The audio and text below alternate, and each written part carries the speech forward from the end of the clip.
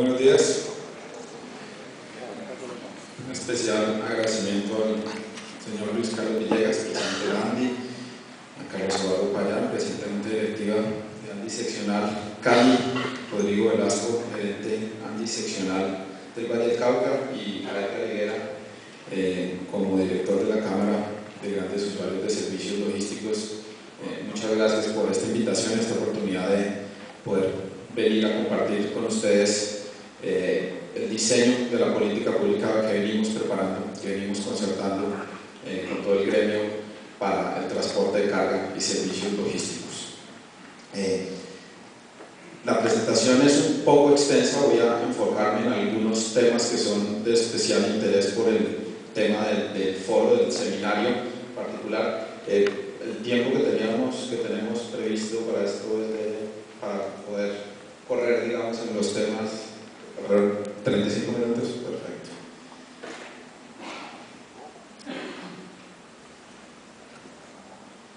Esto.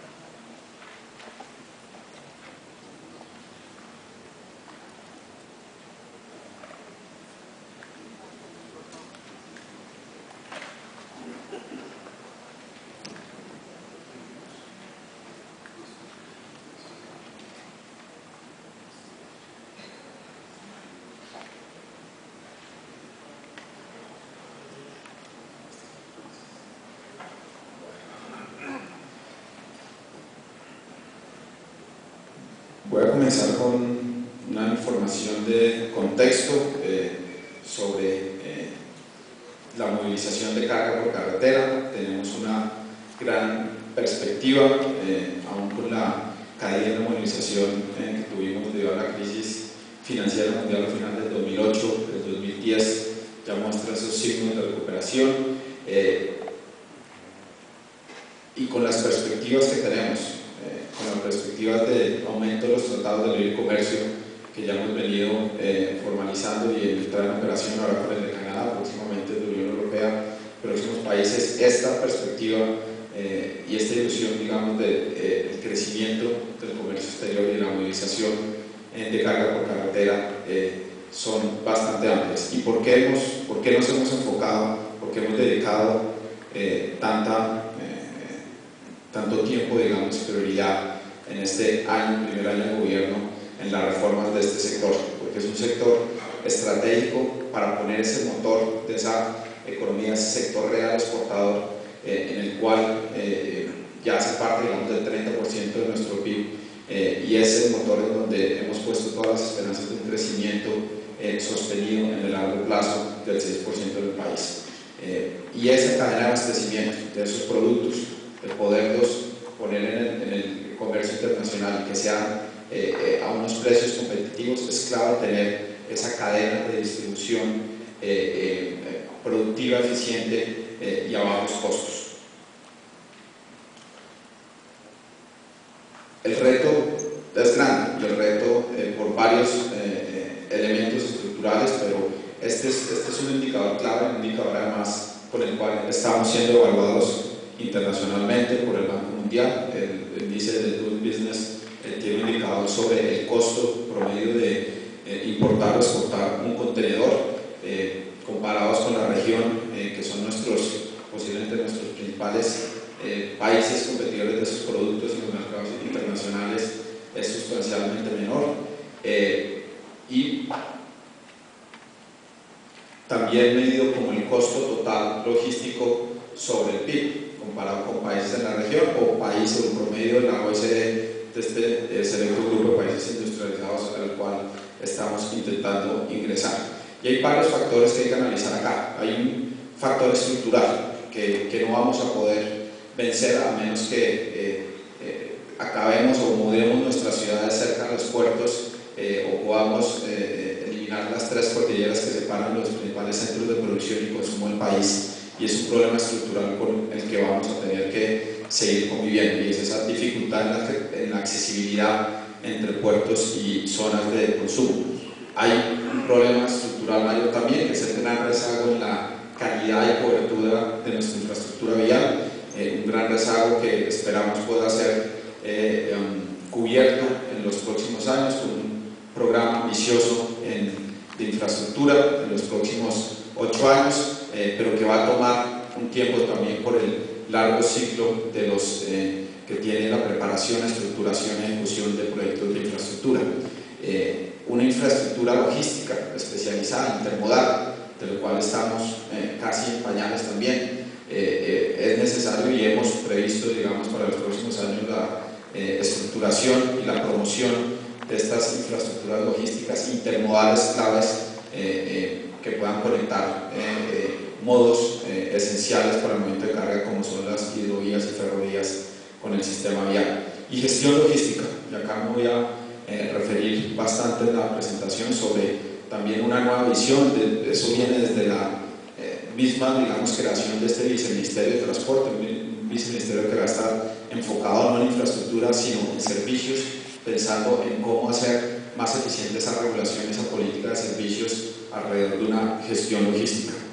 Y hay que pensar también en la productividad de los agentes individuales, en la formalización de los agentes individuales. No podemos pensar que nuestra cadena de abastecimiento logística puede ser eficiente, puede ser productiva, si no nos enfocamos, si no vamos a los últimos eslabones y los agentes individuales que hacen parte de esta cadena. Y ese también va a ser un énfasis en la presentación. Y para esto hemos diseñado una hoja de ruta que esperamos que nos lleve a un sector de clase mundial, un sector de transporte de carga por carretera, con una visión, digamos, más integral hacia ver todos los agentes como una misma cadena. Esto incluye a los generadores de carga, las propias empresas y propietarios, digamos, de vehículos de transporte, y que hemos dividido en estas diferentes áreas. Desde una revisión hacia la regulación de relaciones económicas, del decreto expedido en junio de este año, al cual me referiré ahora más adelante, la implementación del concepto de gerencia de corredores logísticos que hemos incluido en el Plan Nacional de Desarrollo, acompañado de esa infraestructura logística especializada, un gran programa, y esto yo creo que es el gran énfasis de lo que va a continuar en la reforma de las políticas en el sector, enfocado en la formalización laboral como gran política del gobierno nacional. El sector transporte ha sido incluido en uno de esos 4 sectores que ahora estamos trabajando con Presidencia de la República, con el Ministerio de Hacienda, Planeación Nacional y el Ministerio de Industria y Comercio, de formalización y esquemas que promuevan o que fomenten ese desarrollo, digamos, ese emprendimiento empresarial, el cual hemos diagnosticado es bastante informal. Con incentivos, acompañado de incentivos para la modernización del parque automotor, con la creación de un fondo especial, un fondo cuenta, que va a fomentar, va a promover esta gran renovación del parque automotor, no solo en carga, pero en pasajeros también, y que voy a expandir más adelante. Y esencial para que todo esto funcione, un fortalecimiento en el control y vigilancia en manos de la Superintendencia de Puertos y Transporte. Era esencial porque acá podemos diseñar todos los marcos normativos y regulatorios, pero si no tenemos una entidad que no es el Ministerio, es la Superintendencia, de ejercer ese control y vigilancia de una forma eficaz y eficiente, todos nos quedarían en letra muerta. Y acá también hay una gran iniciativa con la aprobación del Plan Nacional de Desarrollo de la posibilidad de la Superintendencia de cobrar esa cuota de vigilancia a todos sus vigilados, y un proceso de modernización. Creo que el superintendente nos va a acompañar después en el seminario y les contará más sobre ese plan de modernización y fortalecimiento que se está desarrollando en la superintendencia. Era necesario dedicar todo este tiempo y todo este trabajo en varias mesas de trabajo con los diferentes gremios, mesas regionales también en donde hemos venido socializando esta política, las herramientas que se han desarrollado para acompañar esta reforma, con participación de todos los agentes, desde representantes de los generadores de carga, de las empresas, de los propietarios de vehículos, de los conductores. Hemos producido un gran acervo, digamos, de documentación técnica que ha venido soportando estas reformas, y es solo el inicio. Yo creo que este ha sido un gran esfuerzo, pero la necesidad de ejecución de estas políticas es importante. Hemos iniciado ya la ejecución y hemos seguido en paralelo también la construcción de las nuevas fases de reforma de política. Y era necesario un elemento fundamental para poder andar en este camino de reformas, y era una necesidad de construir confianza. Y esto seguramente, Edgar, los que han estado acá, o propio Luis Carlos, que han estado por años conociendo el sector, era evidente la falta de confianza entre los mismos agentes, entre los generadores, las empresas o los representantes de los camioneros, y con el mismo gobierno nacional.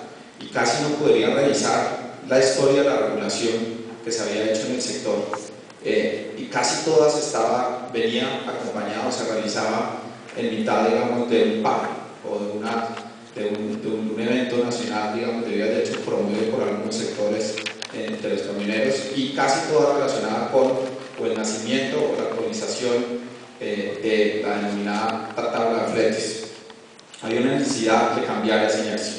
Y afortunadamente, digo afortunadamente para esta administración, que desde el 2007 ya se vino pensando en esa necesidad de reformar el sector, introducir elementos, herramientas de planificación que ayudaran a cambiar esta concepción que el sector debería estar regulado con una intervención, digamos, de precios mínimos, y el documento COPET del 2007 empieza a dar esas líneas y recomienda tanto al Ministerio y otras entidades del gobierno a desarrollar herramientas que permitan migrar esta situación que se venía viviendo desde el 2007. Se construyó un modelo de costos, que yo creo que ha sido la principal herramienta alrededor de la cual hemos construido esta reforma. A partir de finales del 2009, el DANE comienza también a desarrollar un índice, es como un IPC asociado a los insumos del transporte de carga por carretera. Alrededor de 645 son encuestados, y es construido un índice trimestral que es el principal insumo que está alimentando el SISI, el Sistema de Información de Costos Eficiente. Y es en ese momento, en el 2001, y este es un modelo de costos que tuvo amplia concertación. Creo que se realizaron más de 100 meses de trabajo desde el 2008, y ese es un buen punto de partida, que los integrantes de toda la cadena de generadores, empresas y propietarios se hayan puesto de acuerdo en la metodología, en esa estructura de modelo de costos. Es un paso importantísimo para haber podido migrar a un sistema de libertad, porque todos en principio creen en esa estructura, todos reconocen que esa estructura o esa referencia de costos es válida para sus intereses. Y es así como en el 2012 estamos en ese proceso de transición de ir a una libertad vigilada de precios, que va a estar acompañada de una estructura de un observatorio, el denominado Observatorio Nacional de Logística de Carga, con representantes no solo de la actividad propia de la movilización de carga por camión, y acá ya es el punto en donde comenzamos a migrar a una visión más integral de toda la cadena. Este observatorio va a incluir representantes de las navieras, de los operadores portuarios, logísticos, de los patios de contenedores, de las sociedades de internacional manera. Acá vamos a empezar a incluir ya una visión de todos los integrantes de la cadena, una necesidad de regulación en esos aspectos que habíamos olvidado por estar tan enfocados en esa relación de empresa, propietario de vehículo, que tiene que ver, digamos, con este sistema de referencia de costos. Y esta es una representación bastante gráfica, simplista de qué implica el cambio de modelo de relaciones económicas al que vamos. En el 97, cuando surge la tabla de fletes, tenemos un problema grave, digamos, de shock macro mundial, una caída de las bolsas asiáticas. Eso repercute en la caída de comercio exterior, además problemas de seguridad interna. La movilización de carga al interior del país se ve afectada finalmente en un sector principalmente informal, donde las decisiones de inversión de vehículos estaban en manos de personas naturales sin una visión un poco integral de las necesidades de esa oferta según la demanda, y la gran sobreoferta de vehículos con una baja publicidad de demanda, con un gobierno, digamos, que está en problemas, da origen, digamos, al surgimiento de esa tabla de fletes. Pero a partir de ahí, a partir de las medidas de seguridad en la década del 2000, la recuperación del comercio, la inserción de Colombia en una economía más globalizada, tenemos que en el 2010 logramos movilizar cerca de 160 millones de toneladas con un flete que ya se comenzaba a negociar de facto en libre mercado. Y nosotros desde diciembre del 2010 hasta ahora hemos estado monitoreando esto con encuestas, no por la información que es provista en el manifiesto de carga, la cual hemos encontrado que carece, digamos, de validez. Hemos ido a los principales puertos de distribución realizando estas encuestas para conocer el valor real de ese flete del mercado, que ha estado fluctuando entre un 35 y 40% en promedio en todas las rutas que componen esa tabla de fletes, por encima de ese nivel mínimo. O sea que fuera de ser un modelo anacrónico, no tenía ninguna funcionalidad, que la funcionalidad es asegurar un precio mínimo. ¿Y por qué? Alguien nos preguntaba por qué, si eso estaba pasando, por qué se meten a esa pelea, por qué la eliminan. El tema es, si hoy en día no prestaba ninguna funcionalidad más que ser una referencia sobre ese precio que se estaba negociando libremente en el mercado, si éramos castigados en esas evaluaciones de organismos internacionales que nos miden y nos ponen en escalafones de competitividad, y es un esquema que en principio prohíbe, digamos, o no incentiva esa innovación o mayor eficiencia, porque al tener un precio mínimo regulado, y habrá ocurrido seguramente si uno hiciera una evaluación ex post seria de los últimos años, lo que no permitía es que alguna gente que pueda operar a costos más eficientes que ese nivel mínimo no tenía ningún incentivo, porque no podía negociar o operar a esos niveles más eficientes porque no lo permitía la ley, sería sancionado. Entonces no fomenta esa mayor inversión en equipos o en innovación o en mejoras de eficiencia para operar a niveles más eficientes. Y ese es el principal cambio en el paradigma al sistema de libertad vigilada, el cual vamos a estar monitoreando con una herramienta mejorada también, un manifiesto electrónico de carga con bastantes funcionalidades adicionales para una política integral en diferentes aspectos que vamos a estar iniciando pruebas en las próximas semanas con las principales empresas, pero básicamente esa va a ser la herramienta que nos permitirá monitorear ese precio del flete en el mercado, que va a tener una mejor estructura de referencia. Lo que teníamos antes era una tabla estática que tenía que ser actualizada año a año, y de hecho esa era la razón de varios de los paros. Si uno no tenía un sistema de actualización y no tenía un ministerio, un gobierno que lo actualizaba, estaba esperando elementos de presión para poder ser actualizado. El CICE lo que hace es actualizarse dinámicamente, por lo menos cada 3 meses, donde el DAN emite el índice, o cada vez que tenemos información del INCO, del INVIAS, donde el valor de los peajes varía. Esta herramienta se va a estar actualizando dinámicamente, y a elementos que son muy sensibles o que tienen un impacto importante en esa estructura de costos, como el precio de los combustibles. Hay una alta volatilidad y el CICE va a poder capturar dinámicamente estos cambios, pero es un sistema de referencia. Es un sistema de referencia, como lo estaba haciendo la tabla de fletes, es un sistema de referencias para que los agentes puedan negociar ese precio. Ahora, muy bien, para responder un poco la pregunta de Luis Carlos, también la preocupación de cómo va a funcionar este mecanismo de vigilancia, la Oficina de Regulación Económica va a tener información por ruta de cuál es ese nivel de eficiencia mínimo o empírico que sabemos que algunos agentes en determinada ruta pueden estar operando. Si sistemáticamente, y eso está, digamos, en la definición de la propia resolución varias de estas observaciones. Por ejemplo, la ruta Bogotá-Buenaventura, la información de ese flete negociado en esa ruta, gran cantidad de observaciones caen por ese nivel, por debajo de ese nivel de eficiencia, se gatillarían elementos de vigilancia o de supervisión nacional. La oficina, junto con la superintendencia, irán a los agentes involucrados en esta ruta, indagarán por la información o la estructura de costos que les permitan estar operando en ese nivel. Y pueden haber dos acciones acá. Una, la deseada, que es que se encuentra evidencia que efectivamente los agentes mejoraron su eficiencia, realizaron inversiones, y hay evidencia que ese nivel de eficiencia se logró bajar. Y en el mediano y largo plazo lo que esperamos es que eso siga ocurriendo, que fomente esa innovación y esa mejora en eficiencia, y nosotros ir actualizando esa barra, digamos, por lo que vamos a estar vigilando estos mercados.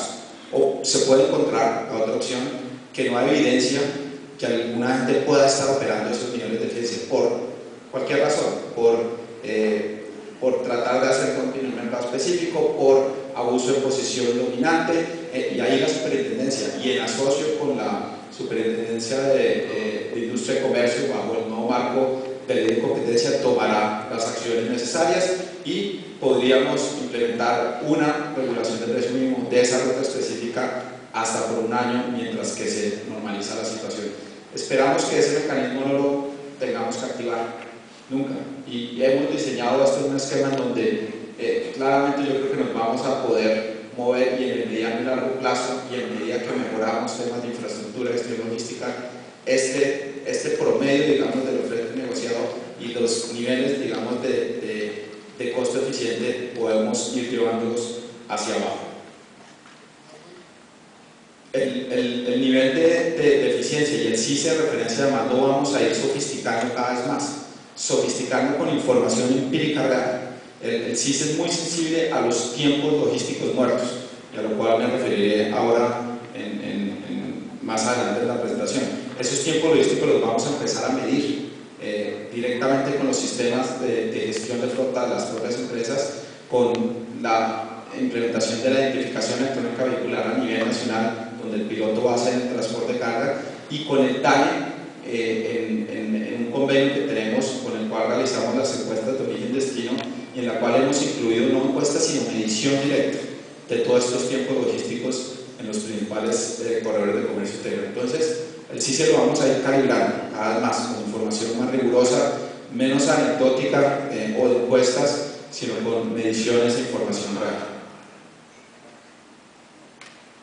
Esta es la estructura un poco del sistema de costos, que se alimenta con el TAN, con la información de peajes, teniendo el IPIES, que ya había mencionado. Y esto un poco la representación y un poco de la crítica que se hacía, que no estábamos listos para avanzar en una reforma de estas, que sí se le falta mucho, pero realmente, y se decía, no estamos, esto está desarrollado al 5%. Yo estoy de acuerdo que estamos al 5% por la visión que tenemos de estas herramientas, pero son herramientas y son elementos años luz de lo que teníamos antes para regular, digamos, o vigilar el mercado, con una tabla frente a una póliza para controlar el parque automotor. Y vamos a continuar desarrollando. Las herramientas son de lejos mejor a los elementos que teníamos antes, y con los nuevos desarrollos, con implementar el manifiesto bajo un nuevo registro nacional de despacho de carga, que va a ser parte del RUN, con la implementación del Centro Inteligente de Control de Tránsito y Transporte, con la implementación de la Gerencia de Correos Logísticos, la medición de todos estos tiempos, vamos a ir modernizando y mejorando estas herramientas de planificación. Este es un resumen de la estructura básica que tiene el nuevo registro, el nuevo manifiesto de carga electrónico. No me voy a detener ahí, pero las múltiples funcionalidades, además de vigilar elementos como el precio del flete o los tiempos logísticos, lo hemos diseñado con una cantidad de funcionalidades y una interoperabilidad con diferentes agentes como la policía, como la superintendencia, como la DIAN, como la UIAF, que va a prestar una cantidad de servicios adicionales a una política de múltiples propósitos. Pero voy a avanzar rápidamente en ese tema. Y este es un poco el cronograma de las medidas que se han diseñado, desde el anuncio un poco de la reforma a la revisión de estas relaciones económicas, la implementación del CICE, los procesos de concertación y socialización que hemos realizado. Hemos acompañado esta transición, digamos, a la implementación en pleno de esta política de un programa de capacitación con el SENA, de las pruebas que mencioné, el nuevo manifiesto electrónico, divulgación a los gremios, esto hace parte de la divulgación que hemos querido hacer y que va a estar acompañada de 3 resoluciones que acompañan este decreto. De la resolución que reglamenta, por así decirlo, este esquema de vigilancia de monitoreo que presenté conceptualmente en la diapositiva anterior, la reglamentación del Observatorio Nacional de Logística de Carga y de la funcionalidad y de las características del nuevo manifiesto electrónico de carga. Vamos a ir también al COMPES a presentar una política integral para reglamentar el nuevo fondo de renovación y que va a ir atado con una política de formalización y renovación del parque. ¿Y qué es lo que pretendemos con este fondo? Y acá también voy a explicarles lo que pretendemos con un decreto que estamos preparando y que ha habido bastante ruido sobre lo que pretendemos con este cambio en la regulación. Hay un interés del gobierno, del Estado, en poder fomentar una masiva humanización del parque automotor. Y hay un interés porque hay grandes externalidades a la sociedad y a la economía en tener un parque que no más en vehículos C2 de 2 ejes. Tenemos más de 86.000 vehículos con más de 30 años. Estos son vehículos que contaminan mucho más que el resto del parque, que tienen una mayor accidentalidad con relación al resto del parque, 16% de los accidentes cuando son solo el 4% de todo el parque, que tienen unos altos costos de operación, que en últimas acaban trasladando ese mayor costo a toda la cadena y al valor de los productos. Y muy importante, y ha sido un elemento, digamos, que ha llamado la atención del equipo económico del gobierno, del Ministerio de Hacienda, de por qué haber creado este Fondo en el Plan Nacional de Desarrollo, y es el tema de la evasión, la gran informalidad dada en esa relación empresa-propietaria, con el pago del manifiesto electrónico. Estamos hablando de cerca de 130 millones de toneladas que se están moviendo a un promedio de 100.000 pesos tonelada en flete. Estamos hablando de casi 13 millones de pesos que están pasando por la economía informal. Las empresas sí son retenedoras, pero, y esto es el decir que estamos haciendo con el director de la DIAN, esas personas naturales propietarias de los vehículos, muy pocas o casi ninguna están teniendo una declaración sobre la renta de estos ingresos. Y eso lo tenemos valorado en alrededor de $500 millones de pesos al año.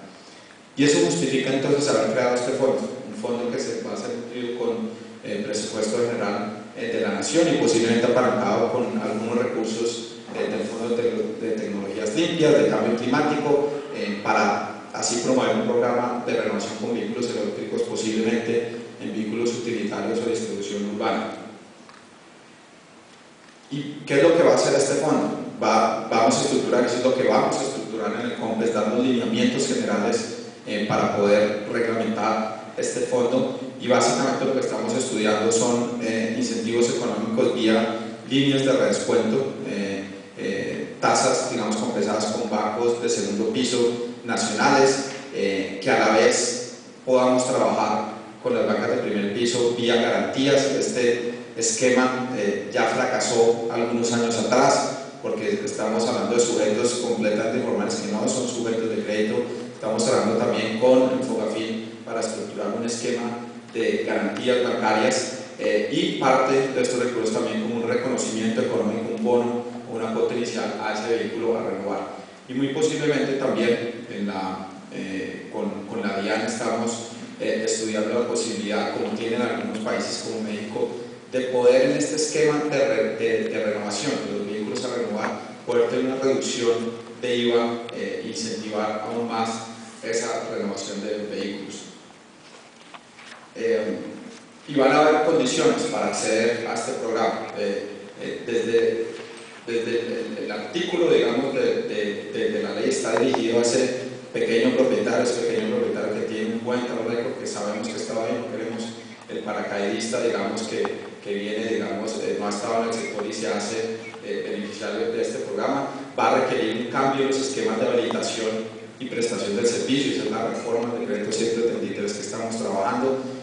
Acá tenemos que evitar que la gente más informal, como un tendero que destina sus ahorros a comprar un camión y lo registra en el servicio público, lo pueda hacer sin ninguna barrera de entrada. Van a haber unos requisitos de formalización, unos requisitos de contratar formalmente a los conductores, unos requisitos de, si uno se compra un tractocamión de 400 millones de euros para llevar a los niños al colegio y comprar leche pan, es claramente para realizar una actividad mercantil, que tiene un registro mercantil, un buen control, digamos, sobre sus estados financieros y sobre la tributación que tenga que hacer, y ese va a ser el gran enfoque, y a eso me refería con la gran reforma que se viene alrededor de la formalización de este sector y permitir que realmente los agentes que ingresen por lo menos al servicio público de transporte de carga tengan unos requisitos importantes de ingreso, permanencia y contratación laboral formal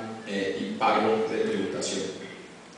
Y eso es lo que estamos diseñando en este COMPES de los lineamientos por lo menos de política, que el programa vaya acompañado, que los incentivos vayan acompañados de elementos que fomenten la formalización y el desarrollo empresarial. Y voy a detenerme un poco para hablar del decreto que se está trabajando sobre cambios en la regulación del parque automotor. El esquema de la póliza. ¿Qué era el esquema de la póliza? El esquema de la póliza, nosotros venimos hace varios años con una regulación del parque de 1 a 1, y eso es lo que tenemos hoy en día. Aunque el propietario o el empresario que quiere ingresar su vehículo y está pagando esta póliza no lo perciba así, lo que el gobierno está haciendo es simplemente trasladando ese recurso y asegurando que hay una reposición de un vehículo. Póliza que se causa, póliza que se entra, digamos, a Hacienda, y nosotros ejecutamos vía pago de reconocimiento de un vehículo que tiene que salir del parque. ¿Qué se buscaba con la póliza? Que fuera un desincentivo, un premio para que el propio propietario, en plazo de 3 meses hoy en día, lograra encontrar ese vehículo y lo desintegrara. Pero no está prestando ese efecto. Realmente más del 90% de las pólizas están siendo causadas. No está prestando ese incentivo de encontrar ese vehículo y desintegrarlo, lo está haciendo el gobierno. Entonces lo que tenemos en práctica es hemos definido un valor ad hoc de un pseudocupo, y eso es lo que tenemos hoy en día. El pago de la póliza de los 70 millones por el tractocamión es el pago de un cupo, definido sin ningún criterio, los 70, 50 y 35 millones. Y además que estamos pagando unos servicios financieros a las aseguradoras que no tienen razón de hacer. Y yo he estado ya en debates de control político en el Congreso sobre este tema y qué vamos a hacer con este tema. Y lo que vamos a hacer es eliminar la póliza. Es eliminar la póliza manteniendo una regulación del parque. ¿Por qué es necesario mantener una regulación del parque? ¿Por qué no liberalizamos, digamos, la entrada de vehículos de una percepción que ustedes saben que está ahí, digamos, una gran necesidad de ingreso de tractocamiones y una gran necesidad de los petroleros de poder tener sus tractocamiones con carrotanques para movilizar el crudo? Y tenemos una herramienta importante para poder medir eso. Tenemos un modelo de oferta vehicular en el cual básicamente asignamos toda la oferta de vehículos por tipología y por vocación de carga a la demanda que conocemos vía las encuestas de origen, destino de carga en el país. Y ese modelo de oferta vehicular nos dice si tenemos sobreoferta o suboferta de vehículos por tipología. Y la fotografía hoy hay una suboferta de tractocamiones, de alrededor, dependiendo de los supuestos y los parámetros, digamos, con los que se calibran, de alrededor de 7.000 vehículos tractocamiones, una gran sobreoferta de vehículos C2 de 2 ejes. Pero esa es la fotografía hoy, que seguramente va a cambiar mucho en los próximos 2-3 años, por varias razones. El principal efecto, el principal factor que no se ha discutido es el factor de rotación de los vehículos. Vamos a ver más adelante el indicador con el cual de hecho nos están viendo, y es el compromiso con el presidente de la República en el tablero de control. Nosotros tenemos pocos indicadores con los cuales nos van a ir dando seguimiento, digamos, a la ejecución de las políticas y programas, y desde el Ministerio de Transporte uno de esos indicadores es el de tiempos logísticos. Tiempos logísticos que, como veremos en los principales corredores de comercio exterior, son altísimos. No estamos hablando de horas sino de días, pero que el promedio en general en todos los pares sobre el destino es alrededor de 18 horas. Eso lo pretendemos bajar a 6 horas, y ese cambio va a implicar un factor rotacional en los vehículos sustancial, y lo que conocemos ahora, que pueda haber alguna suboferta de vehículos, se nos va a transformar rápidamente en una gran sobreoferta del parque. O sea, con el mismo parque actual, con unas mejoras gigantescas, el potencial de mejoras en tiempos logísticos que tenemos de este parque vehicular en Colombia son grandísimas, y eso se nos puede devolver. Hay una coyuntura sobre el transporte de hidrocarburos. No digo que los casi 500.000 barriles que están viendo por Carotanques ahorita van a desaparecer cuando ingrese, digamos, la capacidad adicional de oleoductos. Tenemos una estructura, digamos, de explotación en pequeños pozos que requiere igual el movimiento de petróleo en Carotanques, pero gran parte de esa demanda coyuntural que tenemos hoy en día sí va a desaparecer en los próximos 2-3 años. Y tenemos un sector supremamente informal en un aspecto, en esa propiedad y administración de la flota. Nosotros tenemos más de 2.000 empresas, de las cuales solo el 3% del parque vehicular es de propiedad de estas empresas. Y no digo que tenga que ser de propiedad, pero que tengan una administración integral de esa flota. Eso no existe. Tenemos un incentivo de una vinculación transitoria de las empresas mediante un manifiesto de carga. Vinculan transitoriamente por la realización de un viaje a la mayoría de los propietarios y conductores en el país. Y eso es muy informal en el sentido en que no son agentes que puedan tener un conocimiento integral de sus necesidades de oferta para atender la demanda actual y las proyecciones de demanda, cómo va a cambiar. Y ese es un panorama complicado que nos puede volver al 97. El surgimiento de la tabla de fletes fue un problema de sobreoferta, y ese es el gran problema, y la precaución que hemos tenido para movernos en estos cambios de regulación del parque. Pero no vamos a congelar el parque, no vamos a cerrar acá el mercado para que unos señores que tengan actualmente sus vehículos puedan operar. El esquema es muy sencillo. Nosotros tenemos una lista de postulantes a esos reconocimiento económico, que es una lista que la manejamos, es un grifo que la manejamos casi a cuentagotas.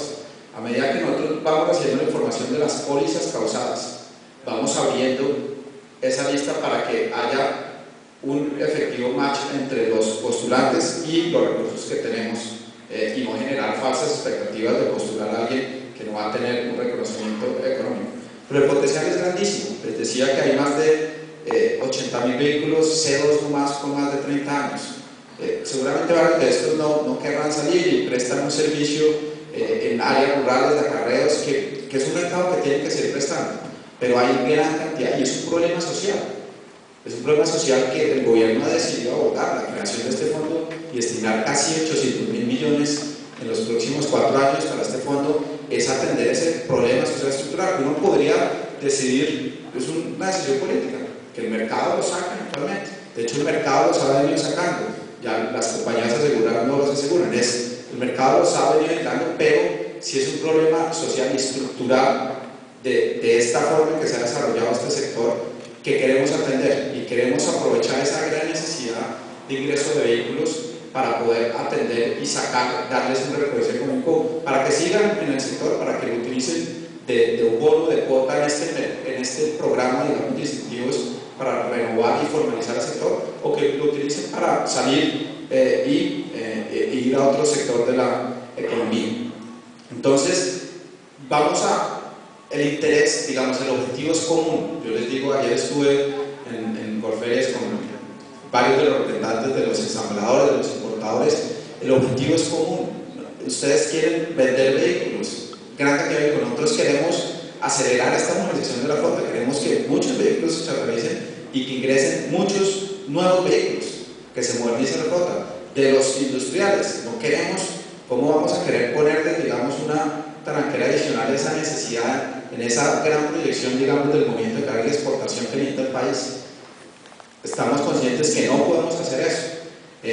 Y el esquema como va a funcionar es, vamos a abrir esa lista de postulaciones, que estamos seguros que están en los miles. Vamos a asegurar, además con un agente independiente, que esas postulaciones son vehículos aptos para desintegrar. Y de hecho vamos a estar trabajando con los gobiernos locales. Varios de estos vehículos no han podido ingresar al programa porque ese certificado de tradición y paz y salvo no está al día, porque deben impuestos, porque hay una cantidad de multas. Y es decirles a las secretarías de Hacienda locales, no, estamos haciendo un barrio de todo el Registro Nacional Automotor, identificando estos jurídicos y decirles, vean, estos vehículos, esta es cartera que ustedes no van a poder salvar, a menos de que hagan un acuerdo de pago, porque este vehículo es apto a este programa de renovación y de reconocimiento económico. Hagan un plan de pago, como se está haciendo un acuerdo de pago con el tema de multas, y ustedes van a poder liberar, digamos, ese trámite para que este señor pueda recibir esta reconocimiento económico y sanear esas deudas. Vamos a relajar y a facilitar mucho más los criterios. Si ustedes revisan todas las resoluciones que hay para los criterios y lo que tienen que revisar la SIGIN, los diferentes agentes que intervienen en este vehículo, lo hace totalmente engorroso, casi imposible. El Ministerio está habilitando, digamos, las desintegradoras que pueden hacer este proceso. Tenemos dos distribuidos en 3 o 4 ciudades del país. ¿Qué pasa con el señor con un camión en Neiva que quiere desintegrarlo? Se hace totalmente imposible. Entonces estamos en esa reforma de ese decreto, estamos relajando una cantidad de esos criterios. Queremos que masivamente, porque el Ministerio de Hacienda ya nos apropió todo el rezago que tenemos de las pólizas para el presupuesto del 2012, 160.000 millones más la apropiación que vamos a tener del fondo que vamos a reglamentar, que en los próximos 4 años esperamos que sea 800.000 millones. Vamos a un programa masivo de renovación de vehículos. Vamos a modernizar considerablemente esta flota, que da promedio de 22 años. Vamos a tener una de las flotas más modernas seguramente en la región con este programa masivo, y claramente es un objetivo común de los que quieren vender vehículos, de las empresas que quieren modernizar y de los portadores que quieren tener vehículos más nuevos para que los costos sean más eficientes. Y esto lo podemos hacer de una forma mucho más eficiente, mucho más transparente del proceso kafkiano que tenemos hoy en día para este programa de desintegración. Y vamos a abrir esa lista y vamos a montar un sistema de información en donde todos esos postulantes van a estar a disposición del público, de los concesionarios, de los importadores, y esos van a ser los agentes claves acá. Les vamos a decir a ellos, ustedes encárguense de tomar esta lista, ustedes son los que quieren vender los vehículos, si tienen al comprador acá que quiere hacer el registro inicial, encárguese usted del proceso de desintegración, habilite usted a los desintegradores que quieren, usted simplemente hágase ese proceso, ese certificado de desintegración, hágase responsable por ese certificado, muéstrenlo a mí, no vamos a través de los organismos de tránsito de donde en 2003 ocurrió todo ese proceso de corrupción, muéstrenme ese certificado y yo le debo hacer vía RUT el registro del vehículo humano.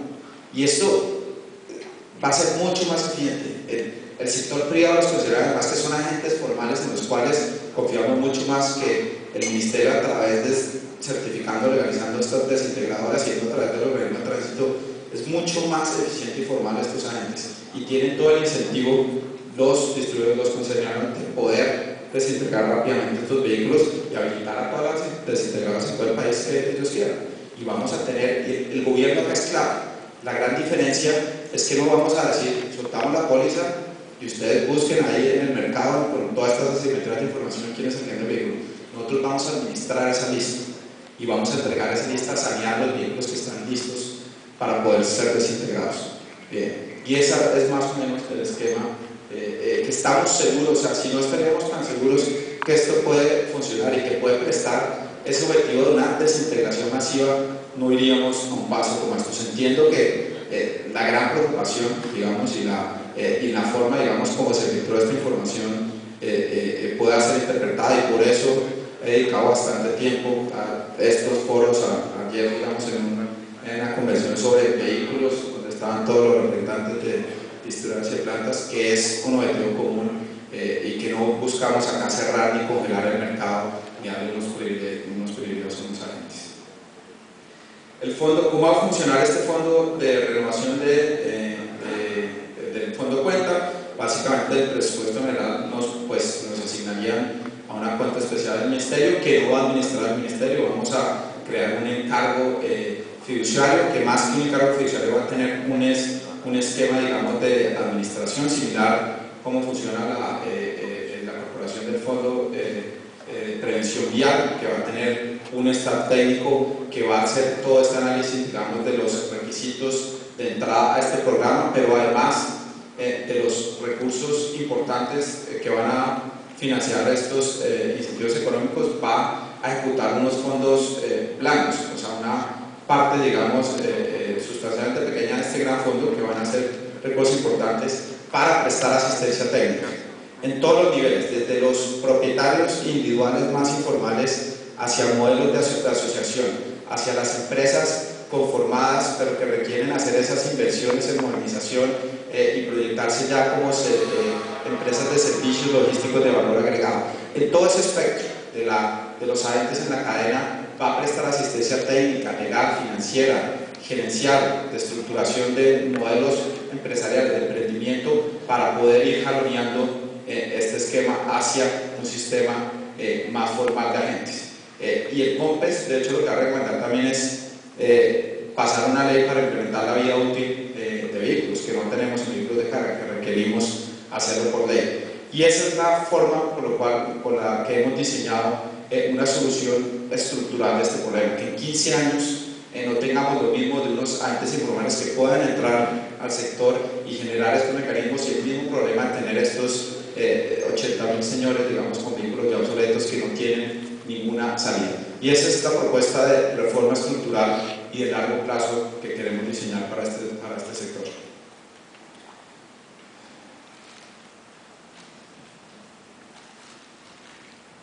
Y hay un tema importante sobre la segunda etapa de reforma que estamos preparando, y es relacionada con la relación que hay entre agentes. Esto es como está funcionando el mercado hoy.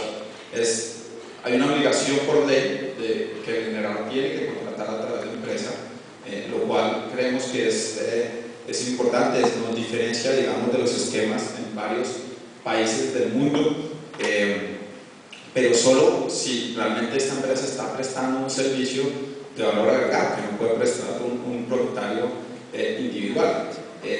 Hay una necesidad, digamos, los propietarios pueden contratar directamente con el generador para el movimiento de cierto tipo de mercancías de materias primas, pero lo que vemos es que esa relación entre empresa y propietario es de la forma más informal. Ese decreto 133 abrió unas puertas para que esa vinculación sea permanente o transitoria, y todo se ha ido hacia transitoria por la realización de un viaje de origen y destino. Casi no hay ningún compromiso de generar esa carga de compensación o de reconocer, digamos, esa pago por su tiempo terminado. Bueno, vamos a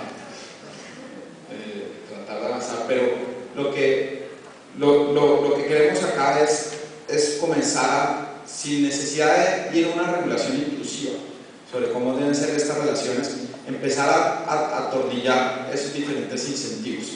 No nos gusta esto, no nos gusta este modelo de vinculación transitoria donde casi no hay exclusividad ni siquiera del manejo de carga.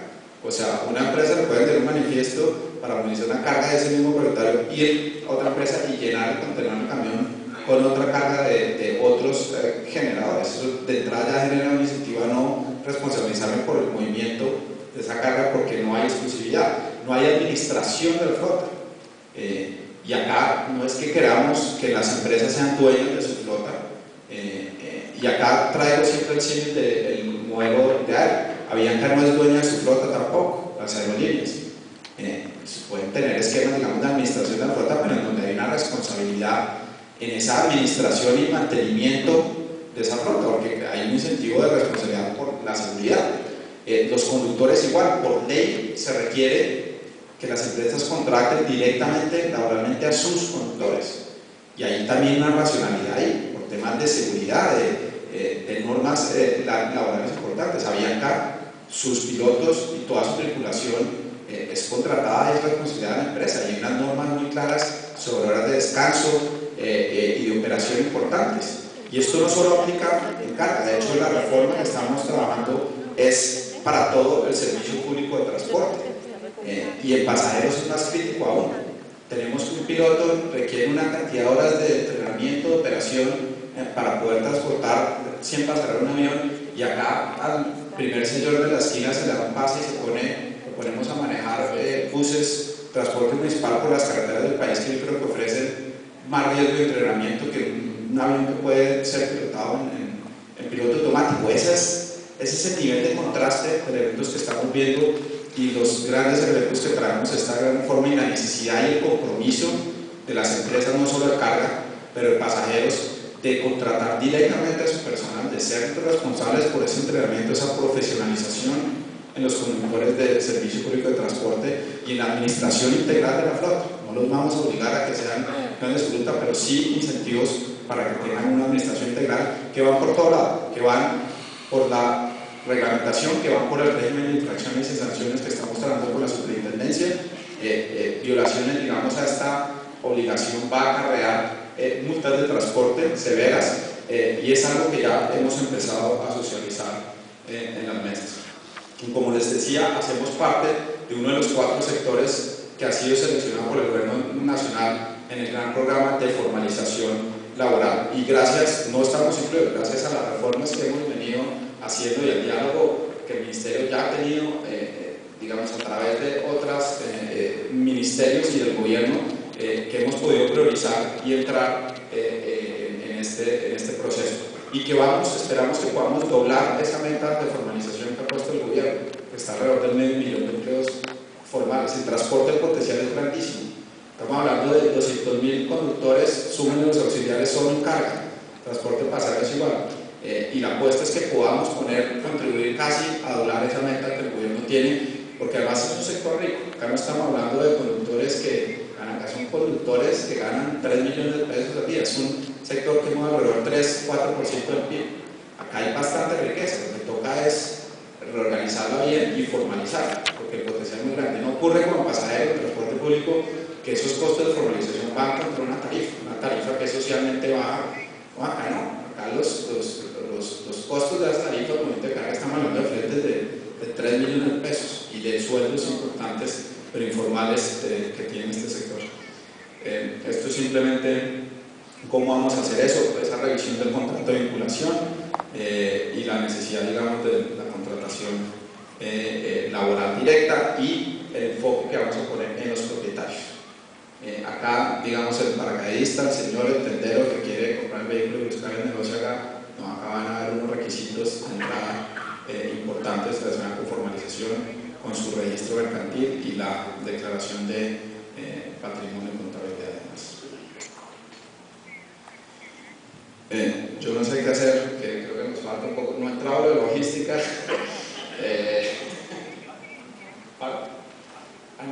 Listo, perfecto. Entonces acabo con el tema de empresas, te dejo el tema logística para el panel.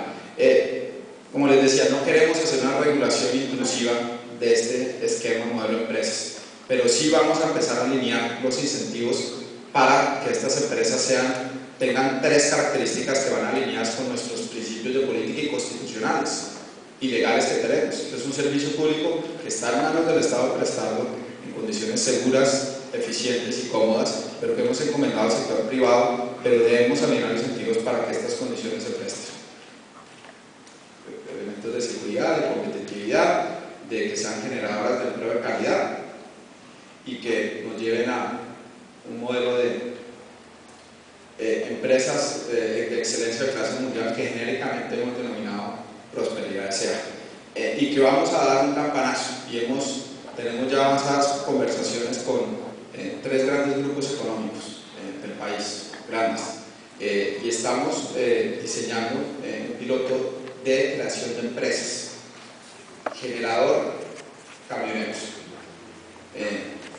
Va a empezar un poco, digamos, la figura de empresa para demostrar que estas empresas de clase mundial, con todos esos estándares, pueden ser creadas.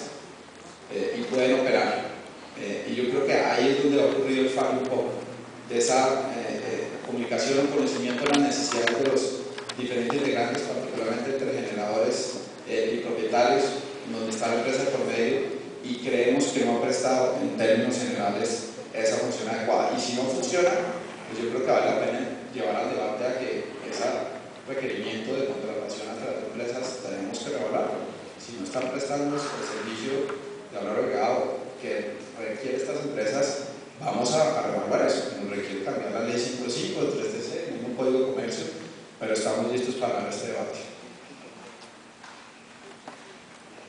Listo, si quieren paro acá y complemento después. Qué pena lo extensa, pero bueno, tenemos más tiempo para completar. Muchas gracias.